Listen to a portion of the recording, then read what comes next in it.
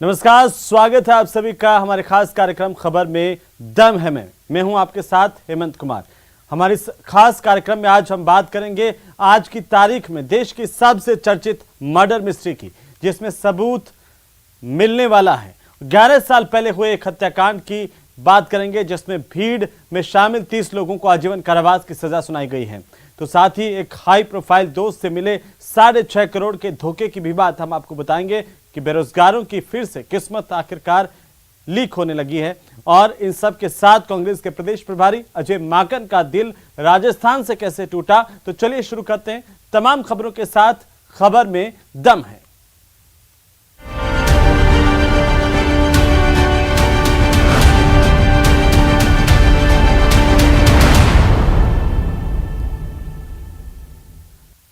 तो चलिए सबसे पहले शुरुआत करते हैं सबसे चर्चित खबर की, शारदा मर्डर केस की। और इस केस में आरोपी आफताब ने अब तक दिल्ली पुलिस को अपने बनाए हुए जाल में फंसाए रखा है, लेकिन अब कुछ ही दिन रह गए हैं जब इस केस में पुलिस के पास सबूत भी होंगे और गवाह भी। यह खास रिपोर्ट देखिए।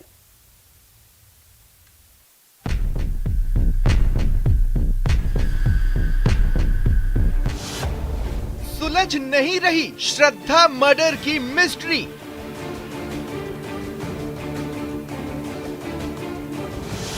आफताब के खिलाफ नहीं मिल रहे पक्के सबूत।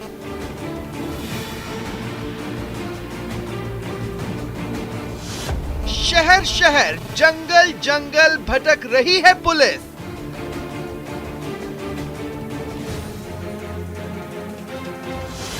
आफताब का चक्रव्यूह तोड़ना हो रहा मुश्किल। नार्को टेस्ट से आएगा आफताब का सच सामने।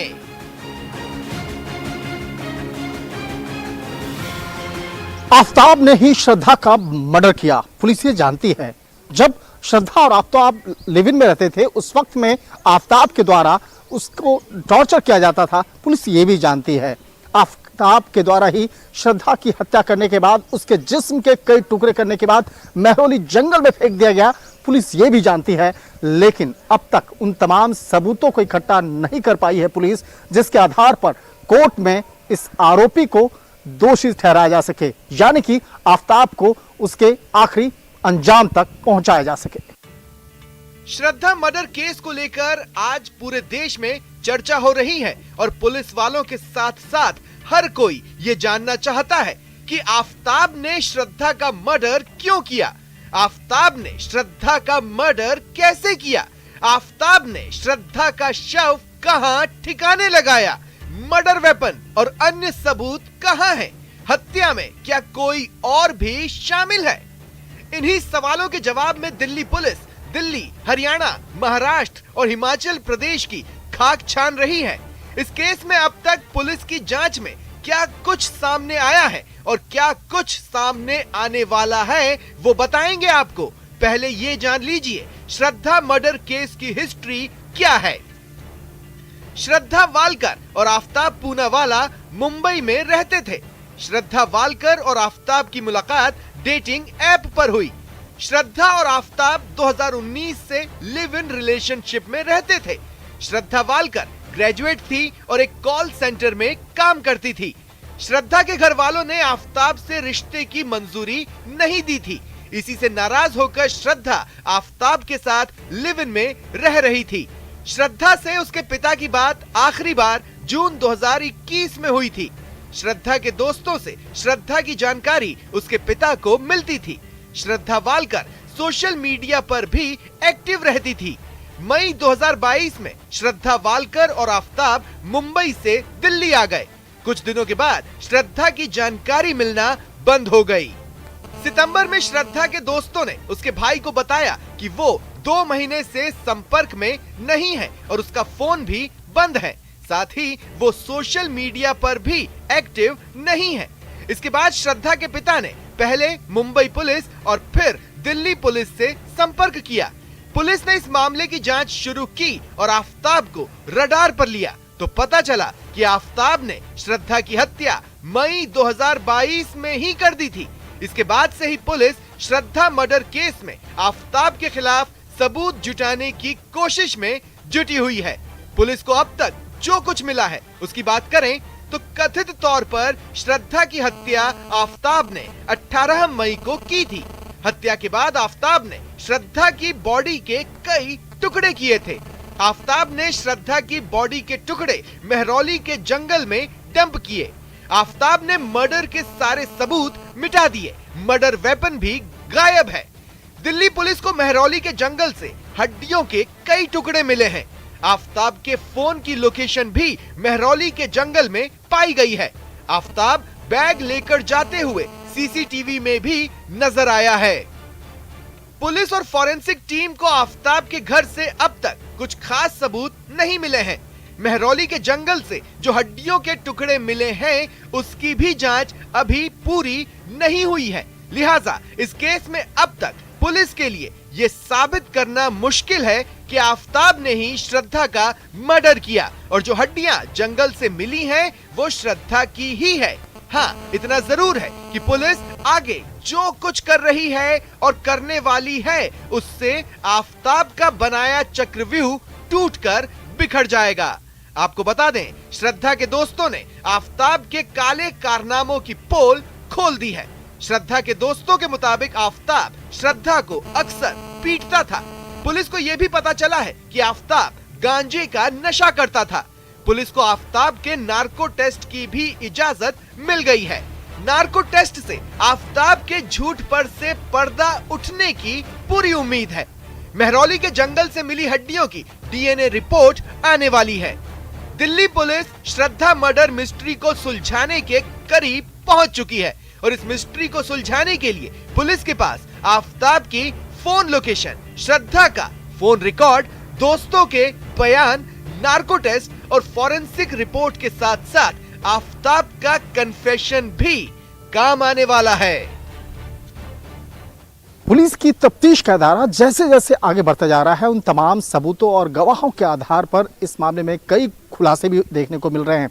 और इसके साथ साथ अगर दर्ज बयानों की अगर बात करें तो पिछले कुछ समय पहले जिस तरह से श्रद्धा के कई दोस्तों के द्वारा दर्ज गए बयानों के आधार पर कहा जा सकता है कि आफताब और श्रद्धा के बीच रिश्तों की सच्चाई पर से भी पर्दा उठने लगा है। बस अब जरूरत है कि पुलिस उन तमाम सबूतों को, बयानों को एक महत्वपूर्ण एक कड़ी बना करके उसे कोर्ट में पेश करे जिसके आधार पर आरोपी आफताब को मुकम्मल सजा दिला जा सके। वीडियो जर्नलिस्ट योगेंद्र के साथ शंकर आनंद, न्यूज़ 18 दिल्ली। और चलिए अब बात करते हैं एक हाई प्रोफाइल दोस्त के धोखे की। धोखेबाज दोस्त ने अपने दोस्त से करीब 6.5 करोड़ रुपए हड़प लिए और इस रकम की वजह से पीड़ित दोस्त को अपनी जान देनी पड़ी। रिपोर्ट देखिए।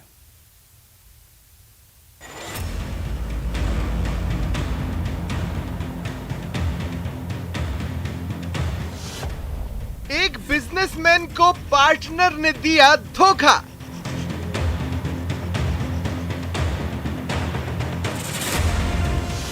पार्टनर के धोखे से परेशान हुआ बिजनेसमैन। बहुत परेशान हो गया हूँ, बहुत दुखी हो गया हूँ। बैंकों के फोन आ रहे हैं, इन्होंने मेरे को बैंकों के कर्जे में डुबो दिया है जो मैं चुका नहीं पा रहा हूँ। हाई प्रोफाइल पार्टनर ने हड़प लिए 6.5 करोड़।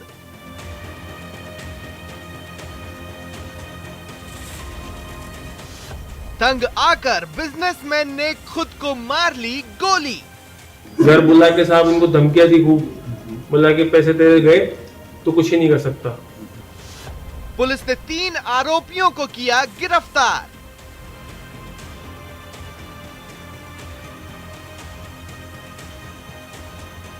व्यापार में पार्टनर का धोखा अच्छों को तोड़ देता है। कुछ ऐसा ही हुआ जयपुर के शासनगर इलाके में रहने वाले मनमोहन सोनी के साथ। मनमोहन सोनी ने अपना मकान गिरवी रखकर करीब 6.5 करोड़ रुपए अपने पार्टनर को ब्याज पर लगाने को दिए थे, लेकिन 2 साल के बाद भी जब पार्टनर ने उनकी रकम नहीं लौटाई तो मनमोहन सोनी ने उनके खिलाफ रिपोर्ट दर्ज करवा दी, लेकिन पार्टनर के रसूख के आगे कोई कार्रवाई नहीं हुई और 6.5 करोड़ रुपए का कर्ज मनमोहन सोनी पर भारी पड़ने लगा। आखिरकार उन्होंने खुद को गोली मारकर अपनी जान दे दी। मनमोहन सोनी, जिन्होंने खुद को गोली मारकर अपनी जान ले ली, उनका जयपुर में रिद्धि सिद्धि चौराहे के पास डिपार्टमेंटल स्टोर है। मनमोहन सोनी रिटायर्ड पुलिस अफसर रमेश चंद्र तिवारी, उनके बेटे सत्यार्थ तिवारी, लोकपाल पारीक और एनी भारद्वाज को पहले से जानते थे। मनमोहन सोनी को यह पता था कि सत्यार्थ तिवारी और लोकपाल पारीक लोन के बदले काफी ब्याज देते हैं। इसी वजह से उन्होंने अपना मकान गिरवी रखकर 6.5 करोड़ रुपए इन्वेस्टमेंट के लिए दे दिए। लेकिन आरोपियों ने मनमोहन सोनी को धमका दिया कि वे रुपए नहीं लौटाएंगे।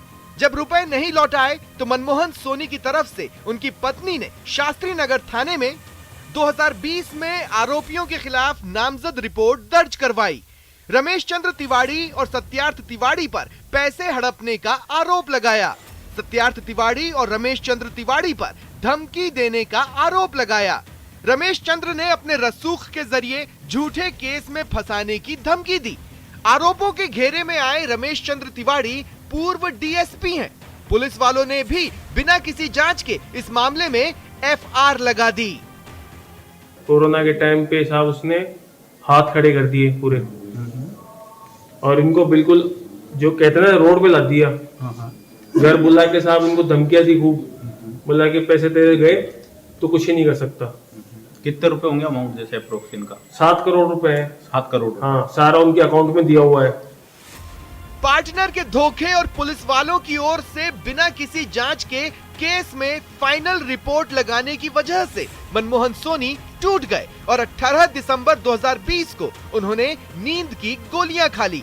वो तो गनीमत थी कि उस दिन परिवार वालों को समय रहते इसकी जानकारी मिल गई और समय पर इलाज मिलने की वजह से उनकी जान बच गई। इन्होंने टैबलेट का पूरा पत्ता खाया था, जो स्लीपिंग टैबलेट आती है उसका पूरा पत्ता खाया था। तब भी हमारी एफआईआर करने से मना कर दिया साहब शास्त्री नगर थाने के अंदर।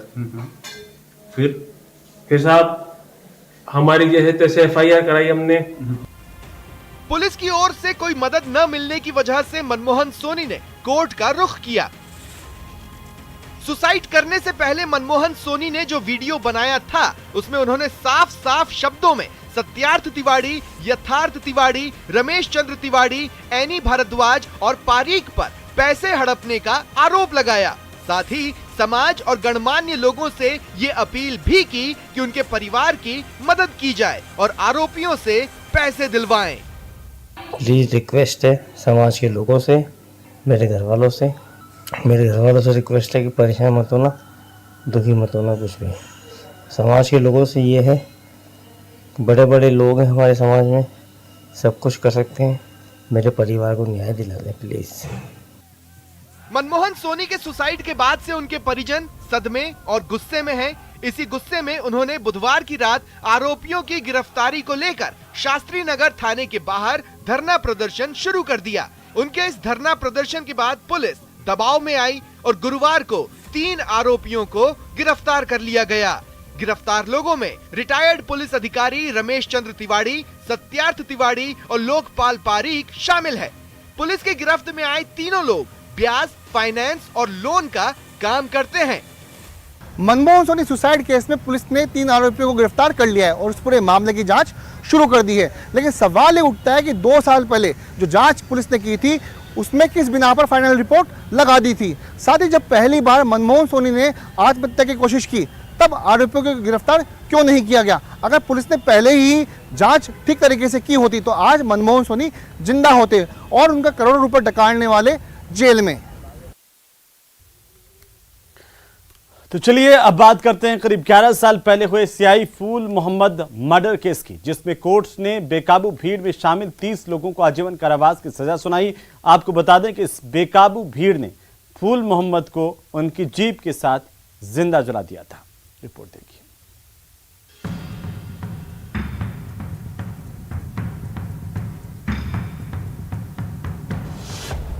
कोर्ट ने कर दिया बेकाबू भीड़ का हिसाब।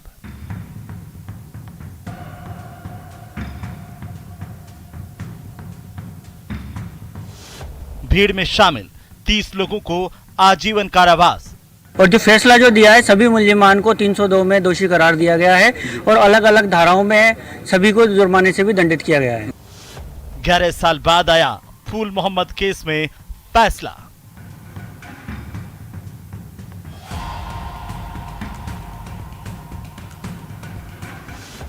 17 मार्च 2011 को हुई थी फूल मोहम्मद की हत्या।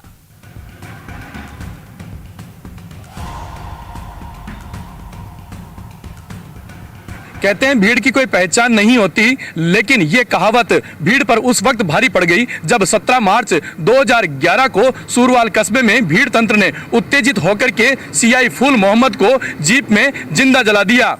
कोर्ट में न सिर्फ उन 30 लोगों की पहचान हुई, बल्कि कोर्ट ने उन 30 लोगों को आजीवन कारावास की सजा भी सुनाई। खास बात यह भी है कि इन 30 लोगों में तत्कालीन डीवाईएसपी महेंद्र सिंह तंवर भी शामिल रहे। कोर्ट ने जिन 30 लोगों को आजीवन कारावास की सजा सुनाई है वो उन 89 लोगों में शामिल है जिन पर 11 साल 8 महीने से सीआई फूल मोहम्मद की हत्या का केस चल रहा था। और जो फैसला जो दिया है, सभी मुल्जिमान को 302 में दोषी करार दिया गया है और अलग अलग धाराओं में सभी को जुर्माने से भी दंडित किया गया है। और सबसे ज़्यादा जो जुर्माना दिया गया है, सभी मुल्जिमान को 302 में 50-50 हज़ार रुपये से दंडित किया गया है। और 3/4 पीडीपी एक्ट में 5 वर्ष की सजा और 10,000 रुपये का जुर्माना, सेक्शन 4 7 वर्ष की सजा और 15,000 रुपये का जुर्माना। और इसके अलावा सभी में 5-5 हज़ार रुपये, किसी में 2,000 रुपये, किसी 20,000 रुपये, अलग अलग धाराओं में। जिस फूल मोहम्मद हत्याकांड में इन लोगों को सजा सुनाई गई है, उस हत्याकांड की अब पूरी कहानी आपको विस्तार से बताते हैं। मानटाउन थाना इलाके के सूरवाल गांव में प्रदर्शन हो रहे थे। लोग दाखा देवी की हत्यारों की गिरफ्तारी की मांग कर रहे थे। प्रदर्शन के दौरान भीड़ में शामिल कई लोग उग्र हो गए थे। राजेश मीणा और बनवारी लाल मीणा टंकी पर चढ़ गए थे। राजेश मीणा ने खुद पर पेट्रोल डालकर आग लगा ली। आग लगाने के बाद राजेश मीणा टंकी से नीचे कूद पड़ा। राजेश मीणा के ऐसा करने की वजह से उसकी मौत हो गई। राजेश मीणा की मौत से प्रदर्शन कर रहे लोग बेकाबू हो गए। सीआई फूल मोहम्मद और दूसरे जवानों पर पत्थरबाजी होने लगी। बेकाबू भीड़ ने फूल मोहम्मद की जीप में आग लगा दी। आग लगने की वजह से फूल मोहम्मद जीप में ही जिंदा जल गए।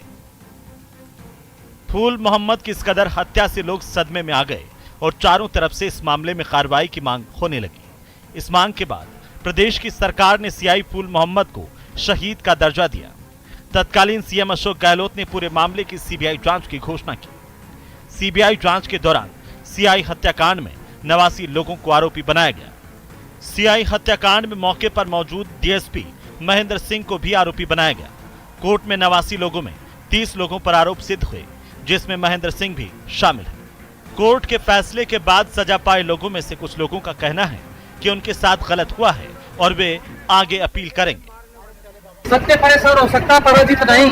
हम अपील करेंगे इस फैसले के खिलाफ। जिन लोगों को सजा मिली है, अब वो लोग इस फैसले को ऊपरी अदालत में चुनौती देने की बात कर रहे हैं। लेकिन इस वक्त का सच यही है कि न्यायालय ने 79 आरोपियों में से 30 आरोपियों को उम्र भर के लिए सलाखों के पीछे धकेल दिया है और समाज को यह संदेश भी दिया है कि भीड़ तंत्र में चाहे वो कोई भी लोग हों, लेकिन अपराध करने के बाद सजा से बच नहीं सकते।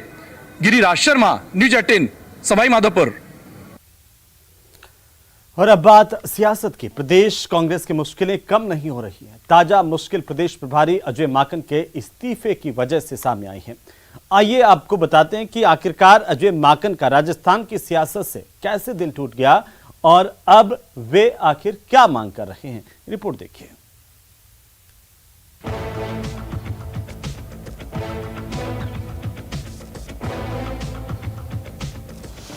अजय माकन ने छोड़ दिया प्रदेश प्रभारी का पद। माकन साहब हमारे कांग्रेस के बड़े कदावर नेता हैं, अच्छे सोच के धनी हैं, अच्छे विचार के धनी हैं, तो उन्होंने इच्छा जाहिर करी। पार्टी अध्यक्ष खड़गे को चिट्ठी लिखकर जताई नाराजगी।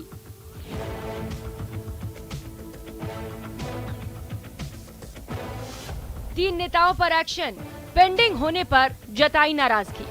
3 लोगों को 51 दिन तक कार्रवाई नहीं होना, इस वजह से ये आज जो पीड़ा उनकी दिखी है। माकन के इस्तीफे के बाद अब किसको मिलेगी कमान? कौन दोनों गुट के बीच निकालेगा सुलह का रास्ता? आगे आला कमान तय करेगा क्या? विरोधियों को कांग्रेस पर हमले का मिला बड़ा मुद्दा। अजय माकन जी के इस निर्णय का मैं स्वागत करता हूं। लड़ाई इतनी ज्यादा है कि वो दोनों में बीच बचाव नहीं कर सकते। एक तरफ राहुल गांधी की भारत जोड़ो यात्रा लगातार राजस्थान के करीब पहुंचती जा रही है, दूसरी तरफ जैसे जैसे ये यात्रा राजस्थान के करीब पहुंच रही है वैसे वैसे ही राजस्थान के अंदर पार्टी के अंदर अंतरकलह और गुटबाजी के मामले लगातार सामने आते जा रहे हैं। फिलहाल इन तमाम हालात के अंदर जो पार्टी के प्रदेश प्रभारी हैं अजय माकन, उनने जब अपने प्रदेश प्रभारी के पद से इस्तीफा दे दिया है तो सियासी पारा और भी चढ़ गया है। यहाँ पर एक सवाल ये उठने लगा है कि अब राजस्थान के अंदर पार्टी की तरफ से प्रदेश का प्रभारी कौन होगा। उससे भी बड़ा एक जो दूसरा सवाल है वो ये कि आखिरकार कब राजस्थान के अंदर पार्टी में इस तरह का आंतरिक कलह और गुटबाजी खत्म होंगी और किस तरह से खत्म होंगी। जिस वक्त राहुल गांधी भारत जोड़ो यात्रा पर हैं, नए बने अध्यक्ष मल्लिकार्जुन खड़गे कांग्रेस को संभालने और गुजरात चुनाव की रणनीति बनाने में जुटे हैं, उसी बीच अजय माकन ने राजस्थान कांग्रेस के प्रभारी का पद छोड़ दिया है। माकन ने पार्टी अध्यक्ष मल्लिकार्जुन खड़गे को 8 नवंबर को चिट्ठी लिखकर राजस्थान प्रभारी के तौर पर काम करने से मना कर दिया है। साथ ही दूसरा प्रभारी ढूंढने की भी अपील की है। इस चिट्ठी के बाद अब माना जा रहा है कि माकन राजस्थान प्रभारी के तौर पर काम नहीं करेंगे। अजय माकन ने अपनी चिट्ठी में 25 सितंबर को विधायकों के रवैये और उन पर एक्शन नहीं होने का मुद्दा उठाया है। 4 दिसंबर को होने वाले उपचुनाव से पहले नया प्रभारी नियुक्त करने की मांग की है। भारत जोड़ो यात्रा और उपचुनाव से पहले प्रदेश प्रभारी का पद छोड़ना कांग्रेस की खींचतान में नया चैप्टर माना जा रहा है। आपको बता दें, 25 सितंबर को खड़गे के साथ अजय माकन पर्यवेक्षक बनकर जयपुर आए थे। जयपुर में विधायक दल की अहम बैठक होने वाली थी, लेकिन बैठक नहीं हुई। बाद में खड़गे और माकन ने दिल्ली जाकर सोनिया गांधी को रिपोर्ट दी। रिपोर्ट के आधार पर मंत्री शांति धारीवाल, महेश जोशी और आरटीडीसी अध्यक्ष धर्मेंद्र राठौड़ को नोटिस जारी हुआ। तीनों बागी नेताओं को नोटिस मिले 50 से ज्यादा दिन बीत चुके हैं, लेकिन अभी तक उनके खिलाफ कोई कार्रवाई नहीं हुई है। और तो और वो अहम फैसले भी ले रहे हैं। राहुल गांधी की यात्रा की तैयारी में भी लगे हैं। माना जा रहा है कि इसी से आहत होकर अजय माकन ने प्रभारी पद से इस्तीफा दे दिया है। कांग्रेस में एक मजाक सा बन रहा है, समझ में नहीं आ रहा है कि ये स्थिति ऐसी क्यों हो रही है।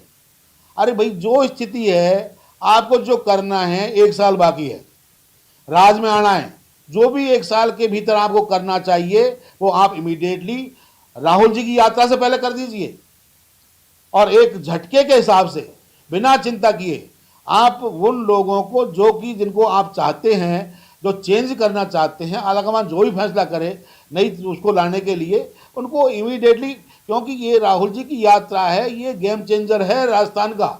जो प्रमुख लोग वहाँ विधायक दल की बैठक में बैठ गए तो उनमें आस्था थी, कांग्रेस के प्रति आस्था थी कि कांग्रेस की जो विधायक दल की बैठक है उसके अंदर हमें कांग्रेस की विधायक दल की बैठक में जाना है।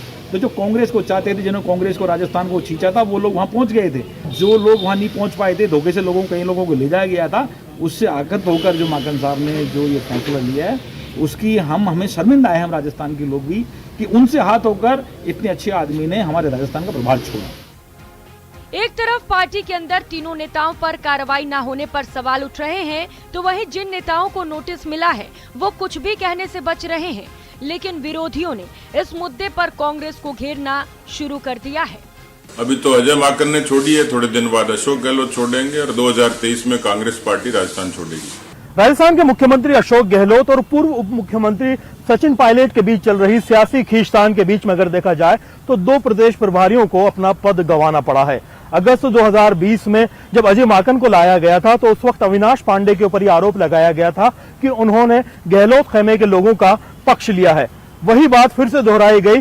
अब अजय माकन के ऊपर गहलोत गुट के यानी खेमे के लोगों ने यह आरोप लगाया कि उन्होंने जो सचिन पायलट गुट का जो है पक्ष लिया है। इन हालात के अंदर फिलहाल अजय माकन आहत होकर के इस्तीफा देकर के वापस दिल्ली लौट चुके हैं। बड़ा सवाल अब जो उठ रहा है वो ये है कि राजस्थान के अंदर अब पार्टी के प्रदेश प्रभारी का पद कौन संभालेगा और जो संभालेगा वो क्या इस तरह की गुटबाजी और आरोप प्रत्यारोपों को खत्म कर पाएगा। कैमरा पर्सन यासीन के साथ में अरबाज अहमद, न्यूज़ 18 के लिए जयपुर से। और आखिर में बात करेंगे बेरोजगारों की किस्मत की, जो फिर एक बार लीक हो गई है और उन्हें रोजगार के लिए एक और तारीख